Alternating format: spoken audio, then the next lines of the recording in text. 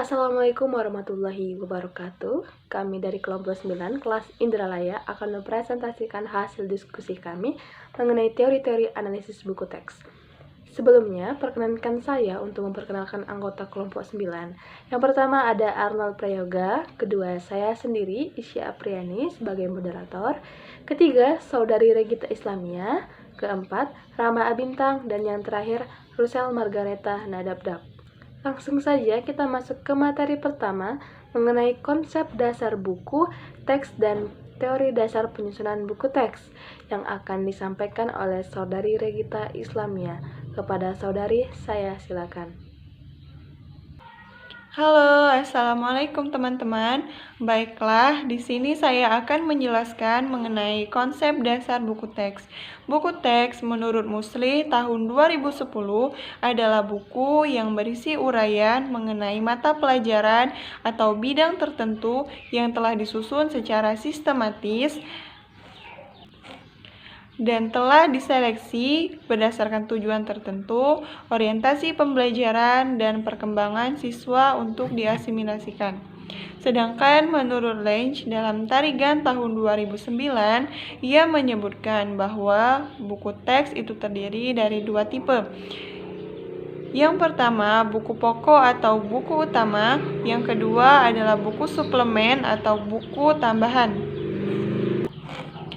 Berdasarkan dua pendapat ahli tersebut, dapat kita simpulkan bahwa buku teks adalah buku yang terdiri atas dua tipe, yaitu buku pokok atau buku utama dan buku suplemen atau buku tambahan yang digunakan untuk menunjang pembelajaran tertentu yang disusun secara sistematis guna untuk memberikan pemahaman sesuai dengan kebutuhan pembacanya, terutama peserta didik. Selanjutnya ada teori dasar penyusunan buku teks. Dasar-dasar penyusunan buku teks menurut Tarigan tahun 2009 terdapat dua patokan.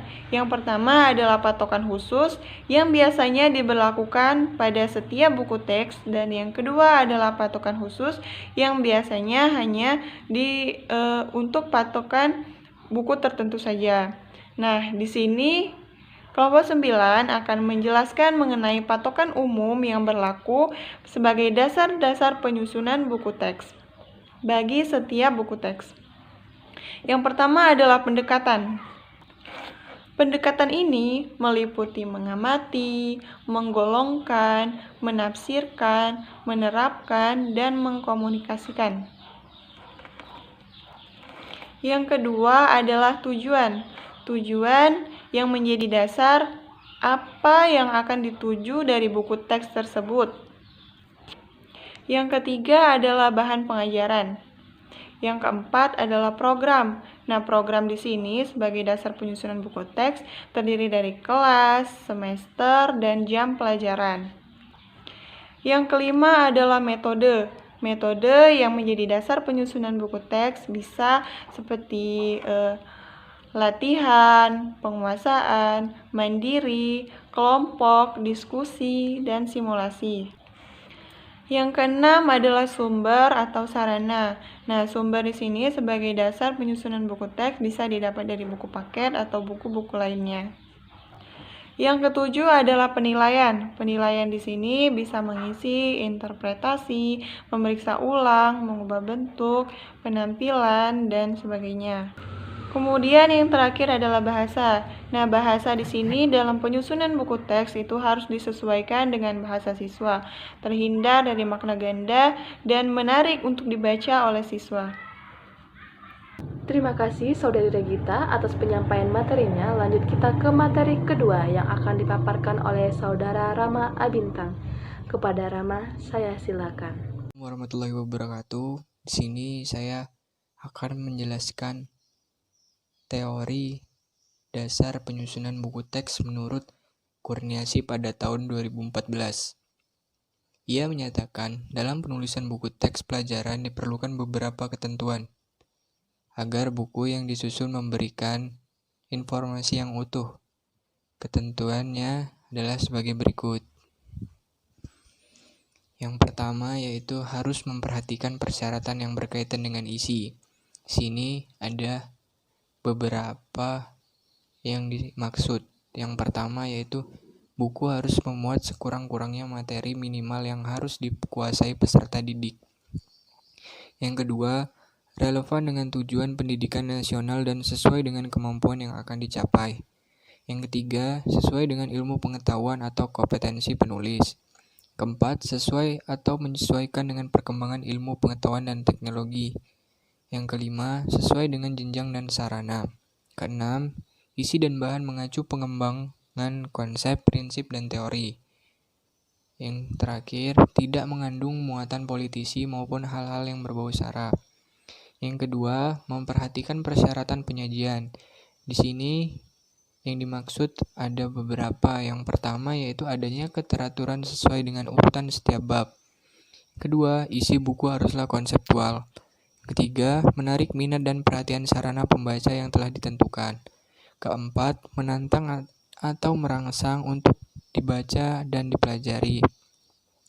Kelima, mengacu pada aspek kognitif, afektif, dan psikomotor. Keenam, penyajian menggunakan bahasa ilmiah dan formal. Yang ketiga, memenuhi ketentuan yang berkaitan dengan bahasa. Di sini ada beberapa juga yang dimaksud, antara lain yang pertama, menggunakan bahasa Indonesia yang baik dan benar. Kedua, menggunakan kalimat yang sesuai dengan pengetahuan dan perkembangan sarana pembaca. Yang ketiga, menggunakan istilah, kosakata, indeks, simbol yang mempermudah pemahaman. Keempat, menggunakan kata-kata terjemahan yang dibakukan. Keempat, memenuhi ketentuan yang berkaitan dengan ilustrasi. Di sini juga ada beberapa antara lain yaitu 1. Relevan dengan konsep dan prinsip yang disajikan. Kedua, tidak menggunakan kesinambungan antar kalimat, antar bagian, dan antar paragraf. Ketiga, merupakan bagian terpadu dari bahan ajar. Yang keempat, jelas baik dan merupakan hal-hal esensial yang membantu memperjelas materi. Berikut materi yang dapat saya sampaikan, saya kembalikan ke moderator. Terima kasih Saudara Rama Bintang atas pemaparan materinya. Selanjutnya, materi ketiga akan disampaikan oleh Saudari Rusel. Kepada Saudari, saya silakan. Terima kasih kepada moderator. Baiklah, di sini saya akan memaparkan materi mengenai 4 landasan dalam penulisan buku teks. Menurut Muslis tahun 2010, ada 4 landasan dalam penulisan buku teks. Yang pertama adalah landasan keilmuan. Landasan keilmuan sangat perlu diperhatikan dalam penulisan buku teks, karena setiap penulisan buku teks harus memahami dan menguasai teori mengenai buku teks dalam bidang studi atau bidang keahlian yang ditulisnya. Seperti pada penulisan buku teks bahasa Indonesia, penulis harus menguasai atau memahami teori yang berkaitan pada buku teks bahasa Indonesia. Misalnya, harus memahami kaidah kebahasaan bahasa Indonesia. Begitu pula pada penulisan buku teks matematika, biologi, kimia, dan lain sebagainya. Landasan kedua. Landasan kedua adalah landasan ilmu pendidikan dan keguruan. Landasan ilmu pendidikan dan keguruan adalah landasan yang sangat penting dalam penulisan buku teks, terutama hal-hal yang terkait tentang hakikat belajar, pembelajaran konstekstual, pembelajaran model pakem, dan pengembangan kreativitas serta motivasi siswa. Landasan ketiga. Landasan ketiga adalah landasan kebutuhan siswa. Landasan kebutuhan siswa perlu diperhatikan dalam penulisan buku teks. Landasan kebutuhan siswa sangat erat kaitannya dengan motivasi. Maka dari itu, teori motivasi perlu diperdalam oleh penulis. Motivasi dapat menimbulkan tingkat antusias seseorang dalam melaksanakan suatu kegiatan, baik kegiatan atau bersumber dari dalam diri individu maupun dari luar individu. Semakin kuat motivasi yang dimiliki oleh individu, maka semakin baik perilaku yang dilakukannya atau perilaku dalam kehidupannya, baik perilaku dalam belajar, dalam bekerja, dan dalam kehidupan yang lainnya. Landasan keempat. Landasan keempat adalah landasan keterbacaan materi dan bahasa. Landasan keterbacaan materi dan bahasa ini perlu diperhatikan dalam penulisan buku teks, karena jika dalam penulisan buku teks tulisannya kurang dimengerti atau pudar dan sulit dibaca oleh siswa, maka siswa sulit untuk memahami materi yang ada dalam buku teks tersebut.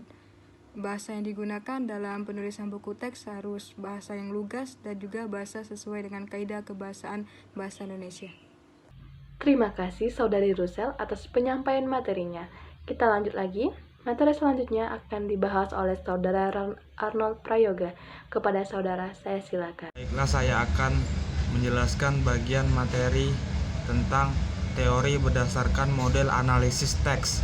Menurut Haryati 2017, analisis buku teks dapat dilakukan melalui berbagai model, yaitu 1. Model analisis kualitas buku teks.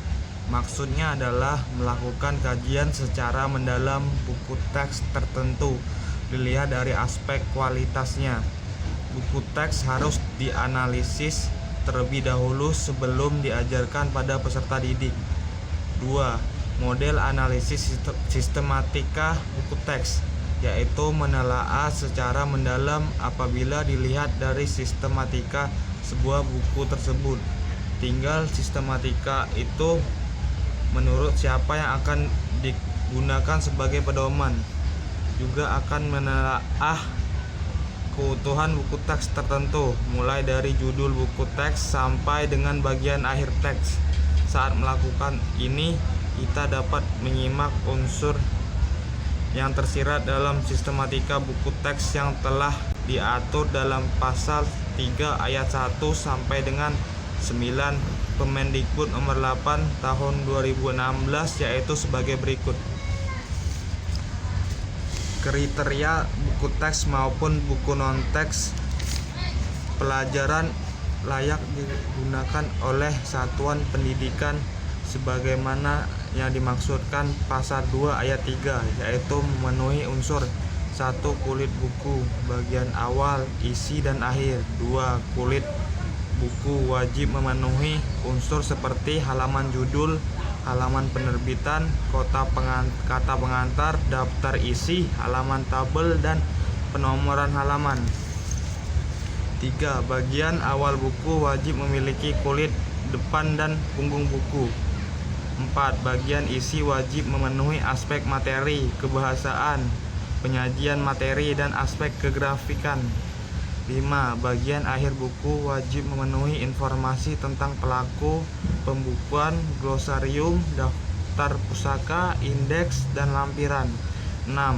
Ketentuan lebih lanjut mengenai rincian kulit buku bagian awal, bagian isi, dan bagian akhir yang sebagaimana dimaksudkan pada ayat 1 yang tercantum pada lampiran peraturan.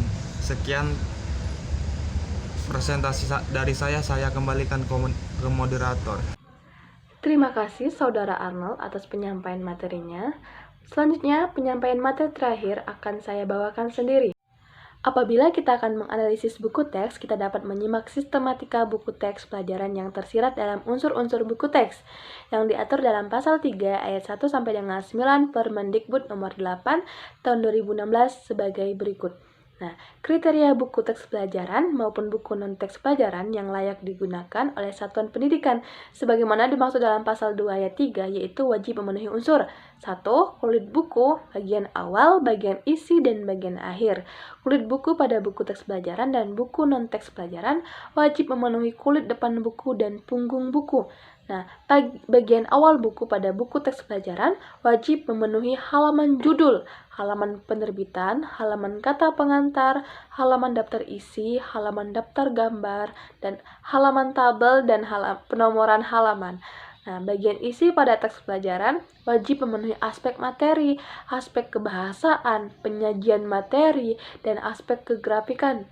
Nah, bagian akhir buku pada buku teks pelajaran wajib memenuhi informasi tentang pelaku perbukuan, glosarium, daftar pustaka, indeks, dan lampiran.